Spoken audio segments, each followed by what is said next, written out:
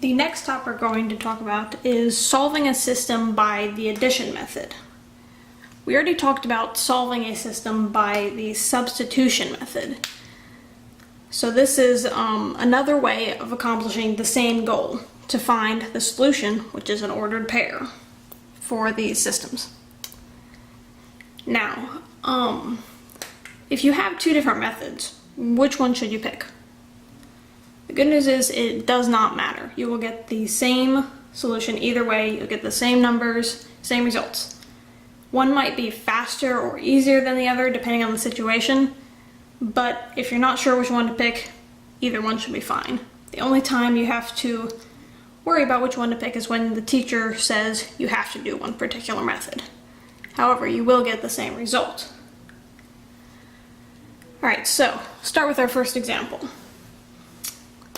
We have a system with two equations. First thing you need to do is pick which variable you're going to eliminate. You have to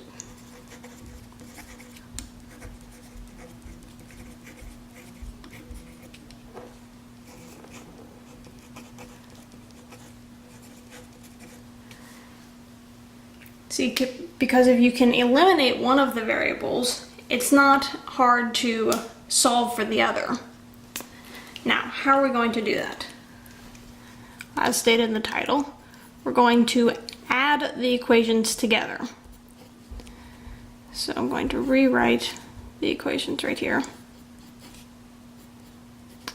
Only without the brace because it'll just get in the way for now.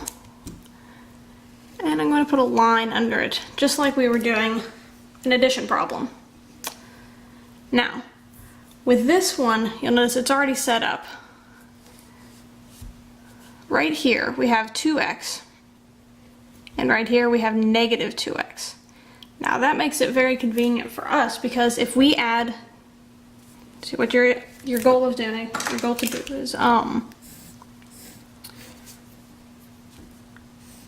is to add each row together. You've got that one, you've got this one, and you've got this one. So in this case, I'm basically picking x to be eliminated because it already will be. Because if we add 2x and a negative 2x, you get 0. Over here, we want to add these up to negative y and positive 2y. You end up with y. And 1 and 3, obviously, is 4. And that equal sign will carry down. So therefore, we automatically get that y equals 4 from that method. Next, what we can do is we can pick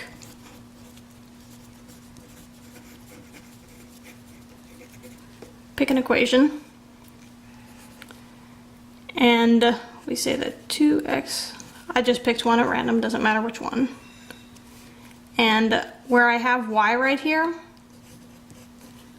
I'm just substituting in the number I got. And then if I want to solve for x,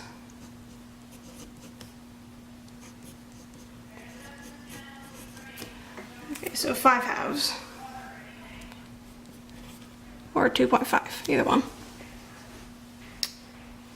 So here we have a y and an x. Therefore, the solution to this problem will be 2.5, comma, 4, our x and our y that we got. That's the answer to that example. Now for our second example here, there's nothing that's quite as nice. There's nothing that's going to just eliminate off the bat. If we add 5y and negative y, we'll just get 4y and 2x here. If we just added them, see what would happen. 4y plus 2x equals 2. Now, while that is correct, remember the goal was to eliminate a variable. Therefore, we're going to have to change something in order to eliminate it. So I'm going to copy the problem down here again.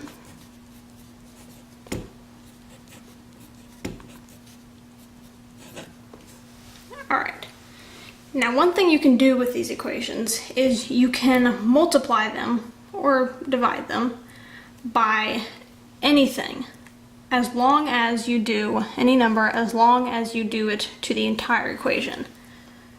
So in this case, what I'm going to do is I'm going to take this bottom one, I'm going to multiply it times -1.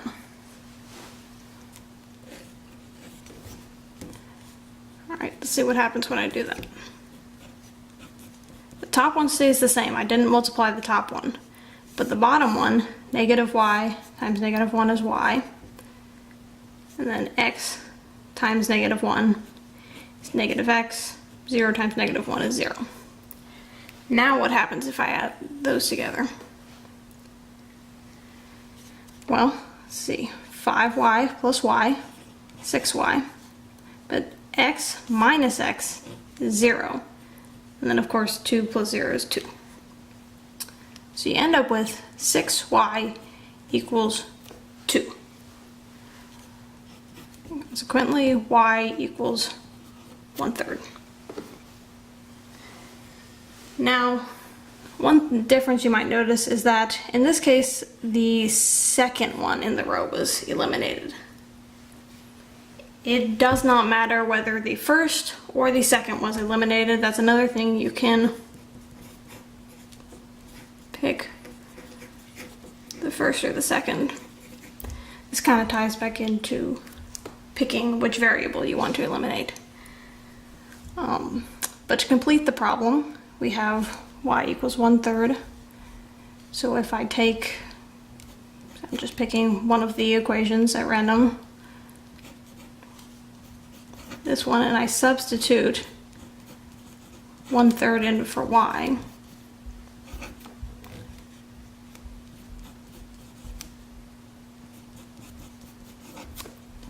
then solve for x, I see that x also equals 1/3.